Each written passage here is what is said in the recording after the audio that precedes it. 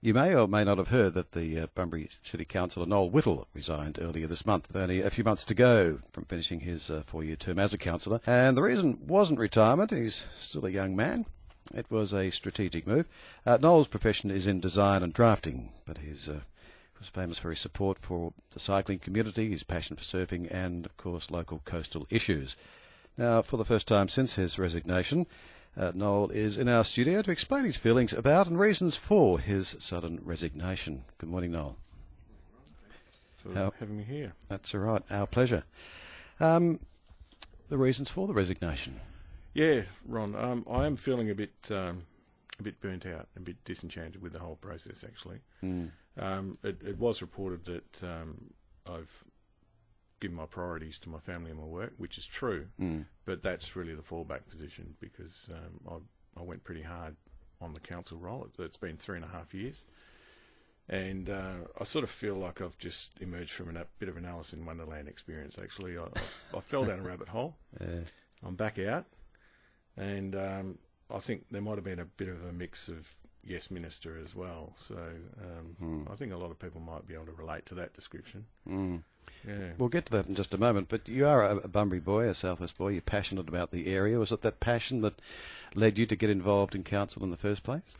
That's true. It was triggered with the Coastal Enhancement Project. There was quite a contamination of the water line, the swimming zones, the surfing zones, when the excavations were done for the seawall, and that was over nearly a 2-kilometre stretch of beach. So I got involved in the clean-up, which took 18 months, and we probably pulled about 80 tonne of rubble out of the swimming areas. But it got me thinking that with the waterfront project coming up, if they got the Back Beach project so horribly wrong in the functional aspects, then there would be the potential for the waterfront development to come to the same sort of issues. So I chucked my head in. Would you like to explain the Alice in Wonderland experience for us, please? Well, it's all a bit bizarre, actually. I didn't have a lot of knowledge of the workings of local government before I went in there.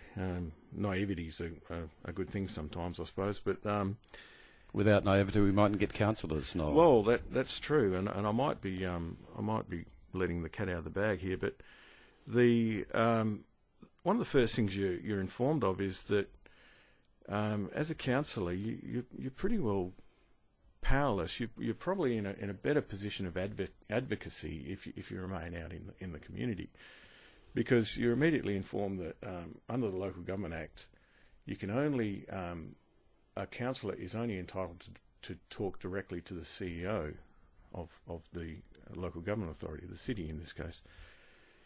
And it's only by the CEO's discretion that you can talk to other staff. Now, this really needs to be reviewed, and the minister really needs to have a good hard look at this, because it immediately sets up this division, this massive division. It sounds like it also gives a lot of control to the CEO if they have control over who you can and cannot talk to.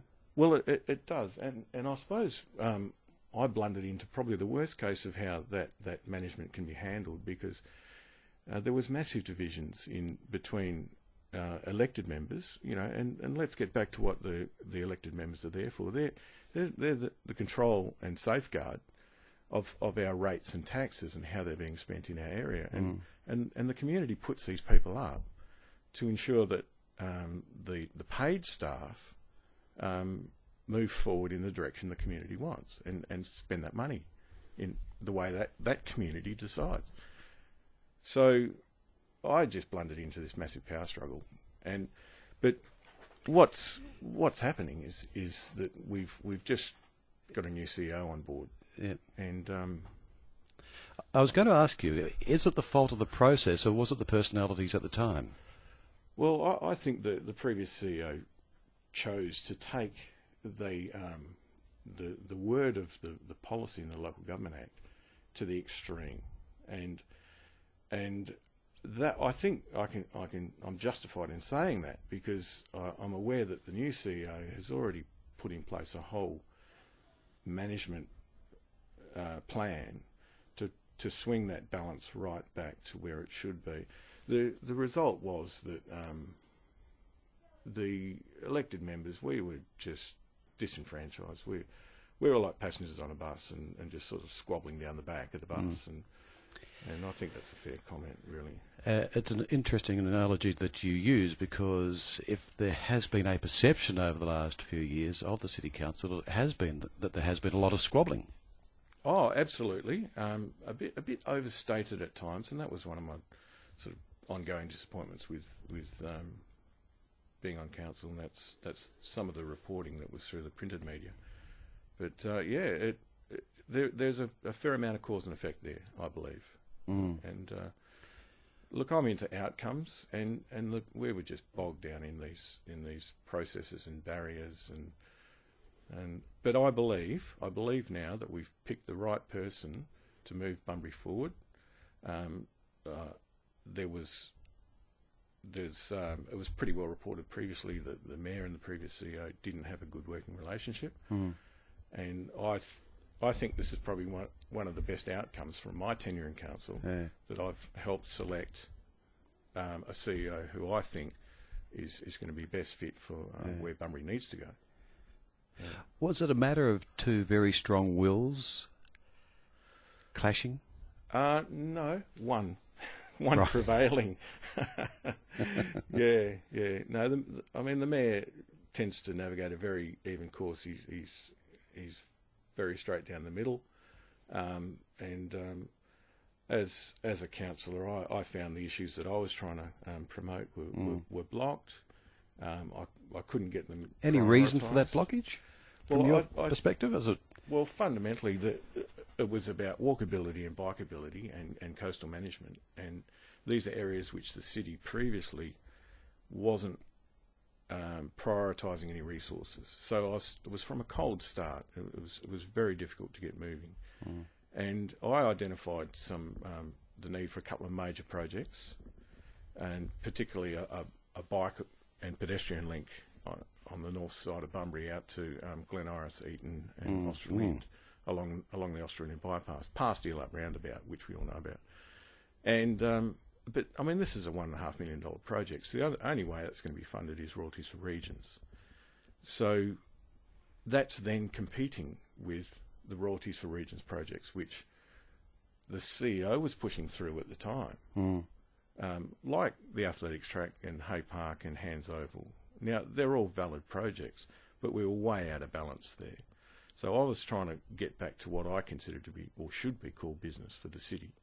And that's public amenity, bikeability, walkability, activate all these areas, safeguard against climate change, fuel prices and all that, and contribute to the population health response.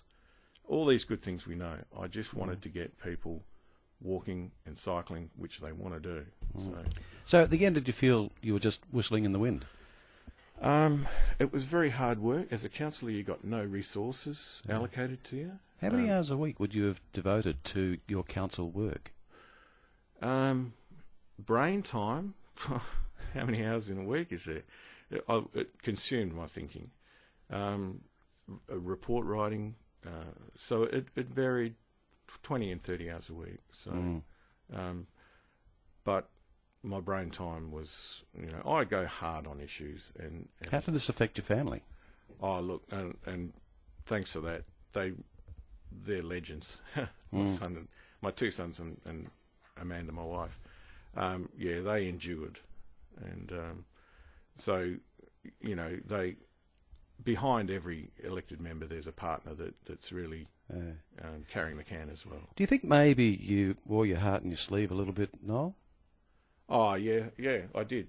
But I'd rather people know that where I'm coming from, and so that's the way I work. Well, did that detract from your relationship with, say, the former CEO? Or didn't he care?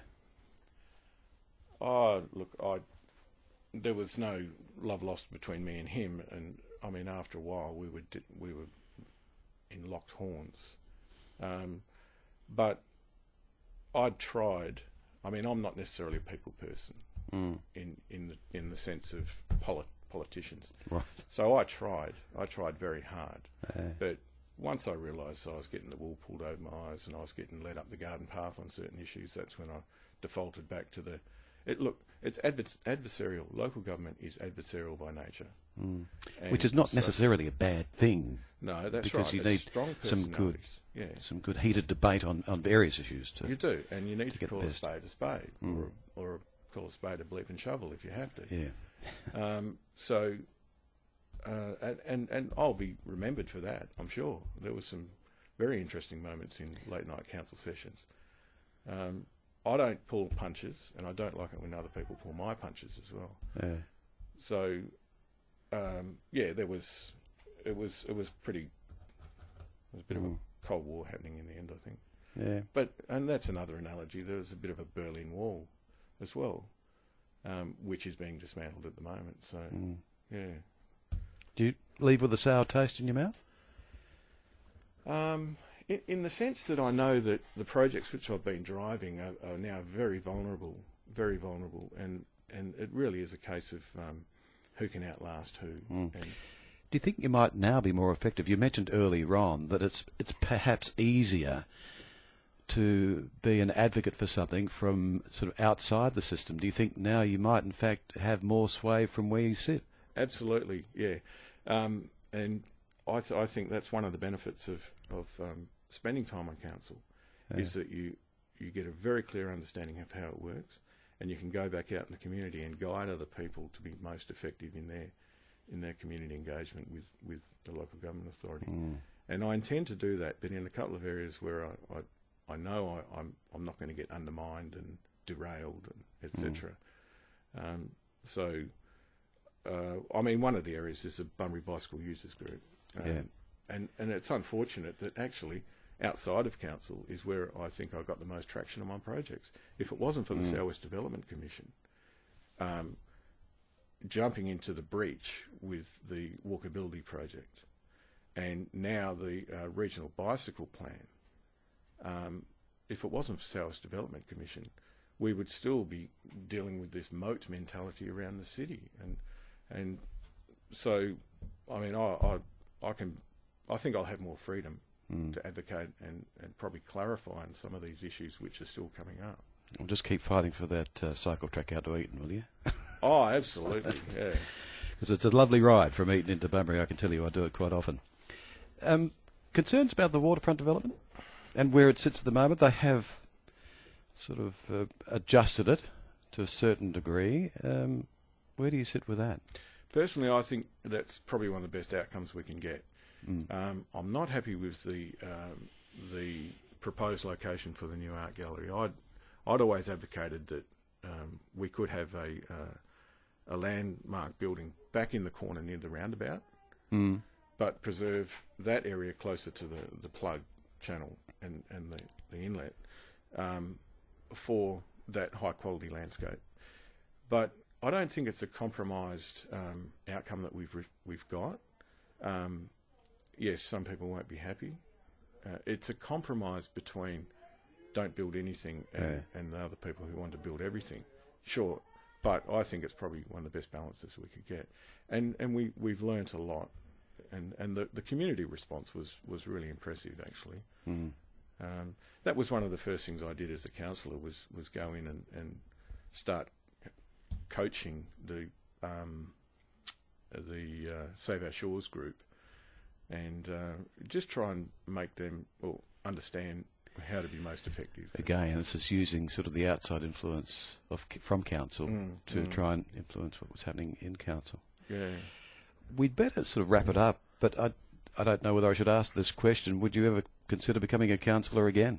I would, but I'm a strong advocate for some serious reform in local government, and in the case of if you're qualified for city status, you should be eligible to put on full-time councillors.